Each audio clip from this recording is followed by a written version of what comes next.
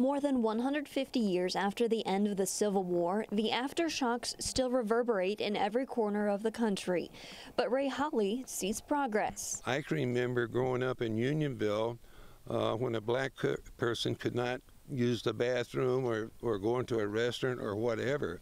So that was, that wasn't that long ago, back in the 50s. Holly's great-great-grandfather, Dinwiddie Holly. He moved here from Kentucky in 1845, and he married a gal from here. Her name was Elizabeth Triplett, which was my great-great-grandma. Was a slave owner. In a way, it's hard to accept, but back then, that was the time, and it is hard to accept, but that's the way it was back then. While Dinwiddie was a slave owner, he did something that was uncommon at the time. Traditionally, they were buried on the family farm if they stayed once they were freed.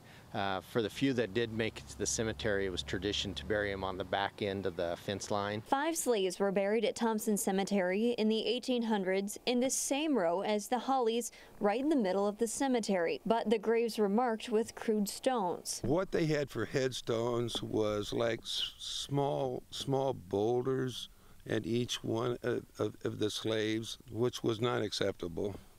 And the plaque that was on there where you could read it was maybe 4 inches by 10 inches.